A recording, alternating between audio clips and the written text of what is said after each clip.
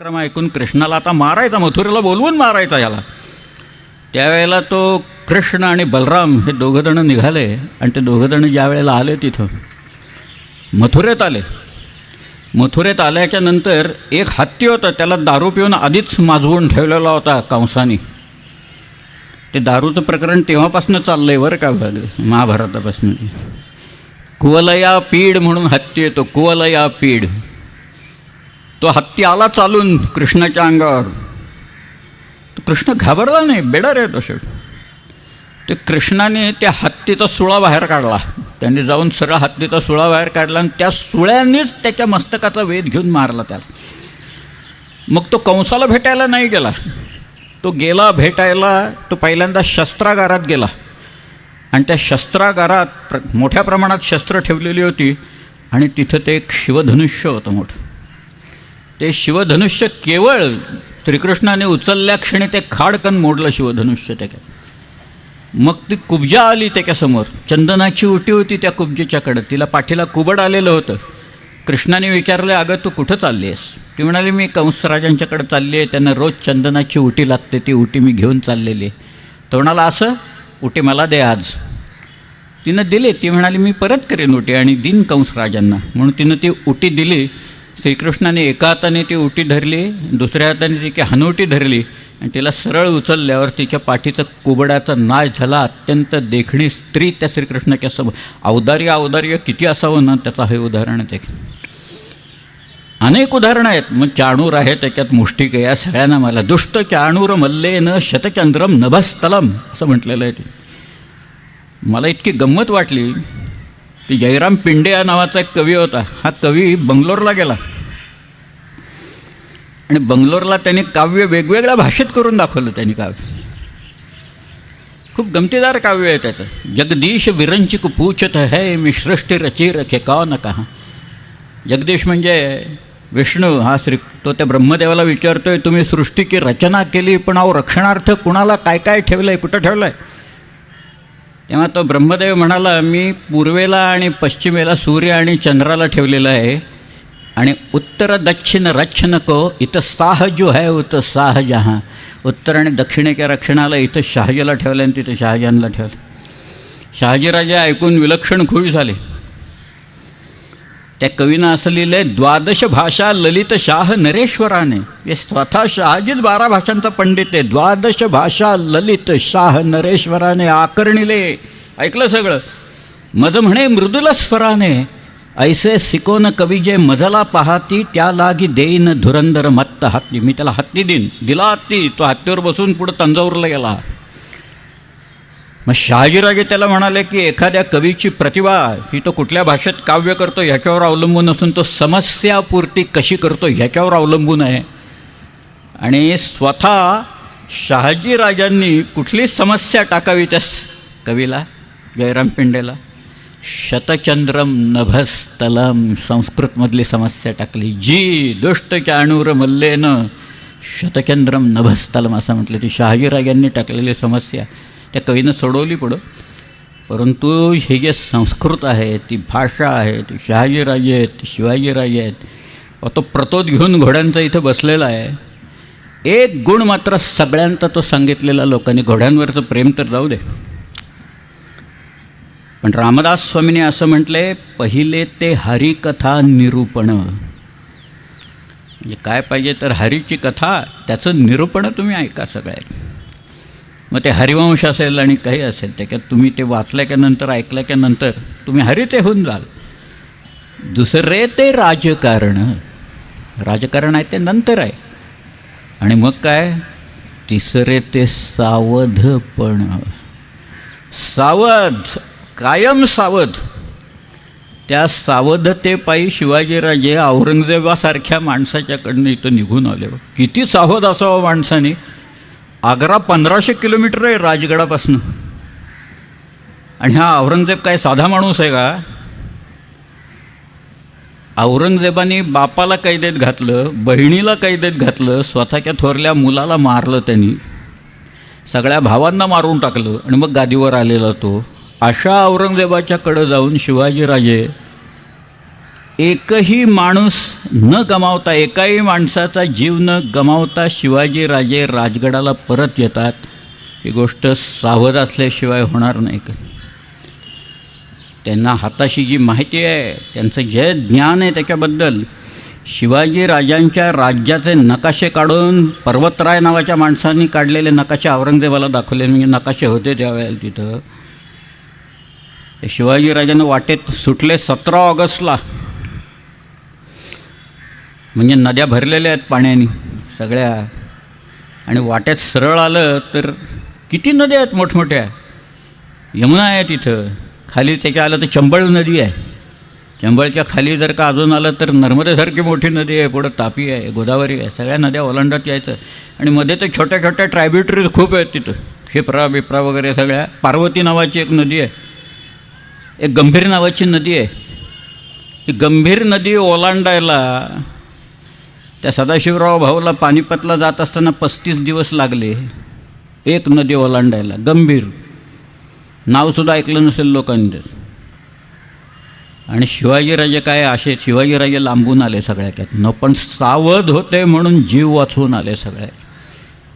आणि श्रीकृष्णापासूनच ते शिकलेले आहेत. कारण श्रीकृष्ण इतका सावध आहे, कारण समोर कोण आहे, कोण अतिरथी आहे, कोण महारथी आहे, कुणाच्या भातात कुणाचं शस्त्र आहे, कुणी कुणाला शस्त्रविद्या दिलेली आहे. म्हणजे एक साधी गंमत म्हणून सांगतो की श्रीकृष्णाने खांडवन, या अर्जुनाने खांडवन जाळलं ना, त्याच्यात काही नाग होते इकडे तिकडे हिंडत. ते काही होरपळले, ते पळाले तिकडं नंतर. त्यात अश्वसेन नावाचा एक नाग होता. या कर्णाकडं फार विलक्षण अस्त्र होती. या कर्णाकडची जी अस्त्र होती, तर ते अस्त्र एक मंत्र म्हणून त्यांनी ते भारित केलं, मंत्रभारित केलं ते. आणि त्यांनी तो बाण आपल्या धनुष्याला लावला. तो जो नाग आहे अश्वसेन, तो येऊन बसला त्या ह्याच्यावर, बाणावर.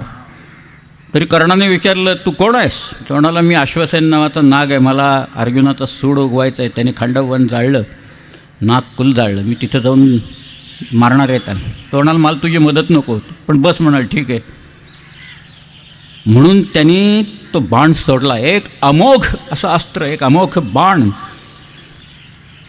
तो जो निघाला अर्जुनाच्या मस्तकाचा वेध घेण्याच्यासाठी. श्रीकृष्ण बघतोय ना, श्रीकृष्णाला माहिती आहे तो अर्जुनाला लागला तर अर्जुनाचा मृत्यू ठरलेला आहे त्याचा. श्रीकृष्णानं ते अस्त्र जवळ येताच त्यांनी घोड्यांचे पाय मुडपले सगळे. रथ खाली आला आणि तो बाण किरीटाला लागला अर्जुनाच्या. किरीट खाली पडला, अर्जुन वाचला. सावधपणा किती असतो आणि कसा असतो याचं एक उत्कृष्ट उदाहरण आहे. कर्णाने दुसरा बाण काढला त्याच्यात. कर्णाने दुसरा बाण काढल्याच्यानंतर त्याला आठवेच ना. तो अश्वसेन नाग परत आला बरं का तिथनं. आणि तो म्हणाला, कर्णाला म्हणाला, मी परत जाऊन बसतो तुमच्या बाणावर. सगळ्या पुढं कर्णाचा तो रथ रुतला, तिथं रुतला त्याच्यात. आणि मग आपला बाण काढून अर्जुनाने मारला. एक भगदत्त नावाचा माणूस होता, त्याच्याकडे एक वैजयंती नावाचं अस्त्र होतं.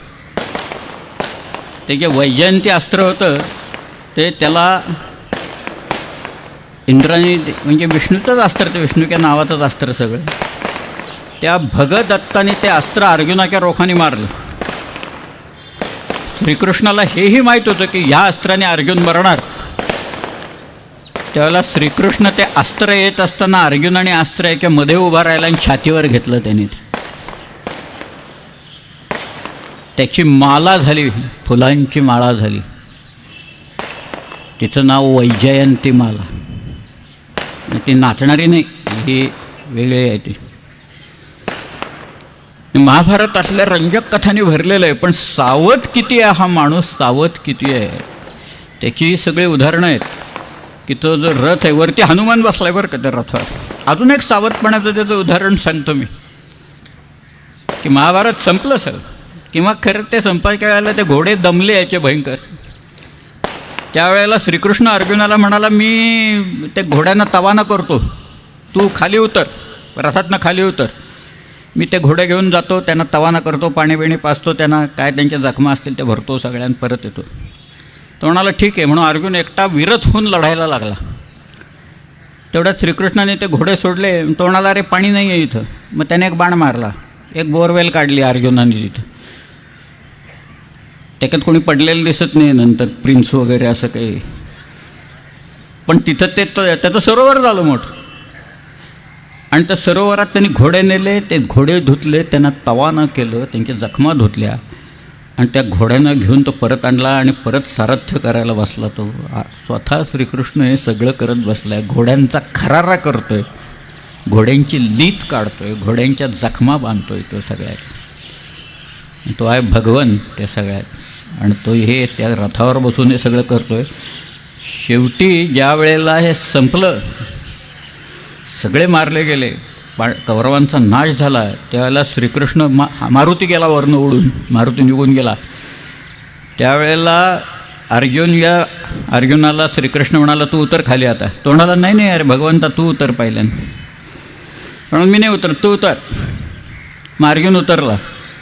अर्जुन उतरल्यानंतर श्रीकृष्ण उतरला क्षणीत तो रथ जळून गेला.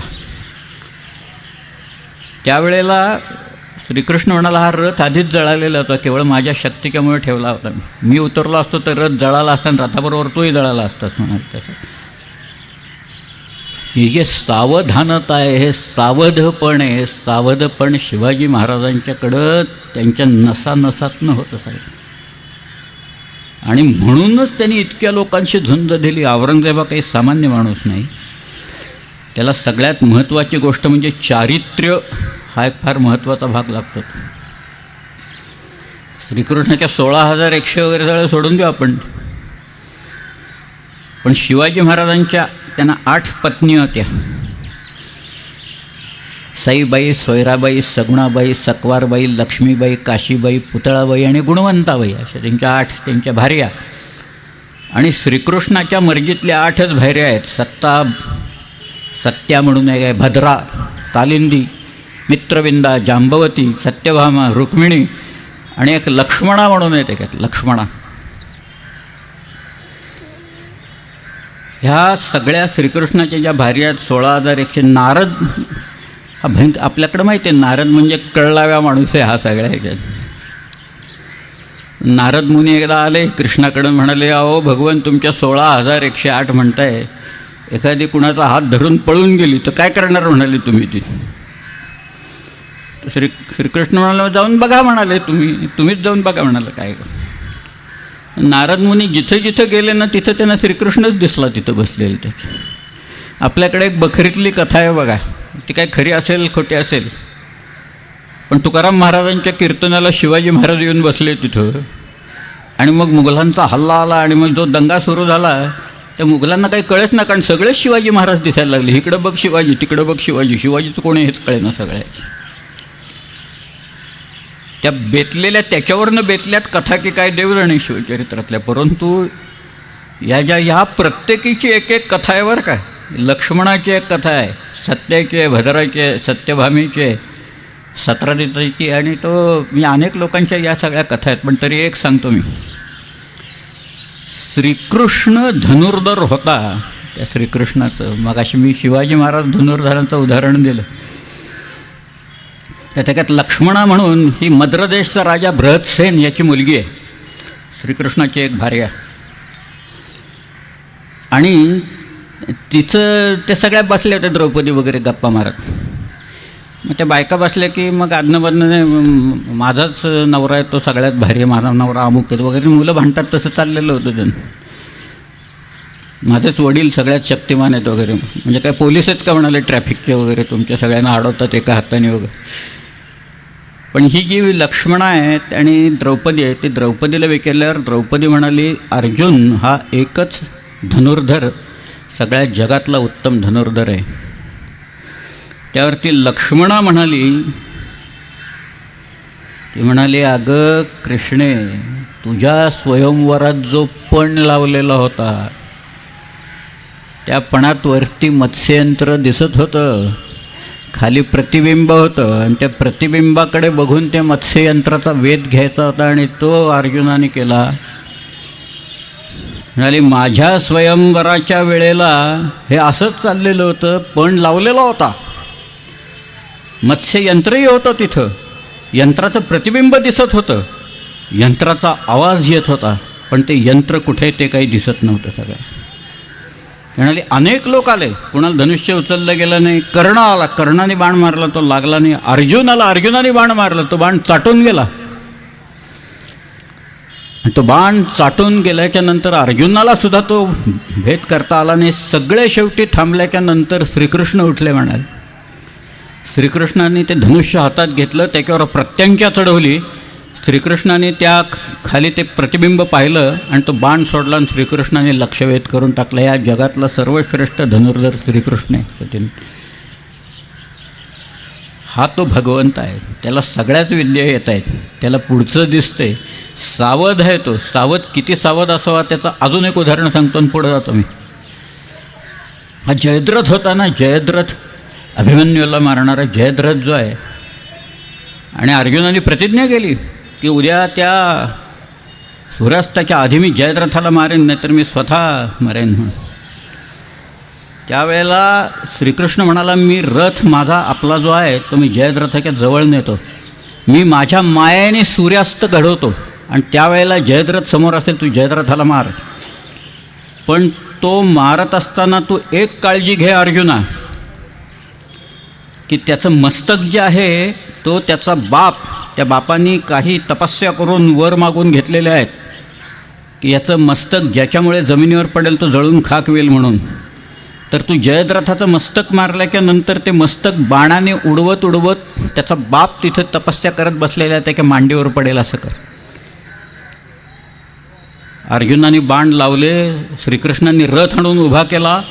तो उभा केल्याच्या नंतर तिथं बाण ह्याने मारला, त्याचं मस्तक उडवलं जयद्रथाचं, आणि ते मस्तक फिरवत फिरवत ते शेवटी जयद्रथाच्या बापाच्या मांडीवर पडलं. काय पडलं बघितलं आणि त्याने बाजूला केले पाय, आणि ते मस्तक जमिनीवर लागलं आणि जयद्रथाचा बाप जळून खाक झाला सगळ्या. ह्याला सावधपण, तिसरे ते सावधपण सर्वांविषयी जे काही आहे ते असं. एक अजून कला आहे, नेतृत्व असतं, विलक्षण नेतृत्व आहे या दोघांचं. शिवाजी महाराजांचं नेतृत्व खरं म्हणजे सांगायला नको, पण लीडिंग जे असतं, स्वतः नेतृत्व कसं करायचं आणि कोणी करायचं. शिवाजीराजांनी अफजलखानाच्या वेळेला केलंच.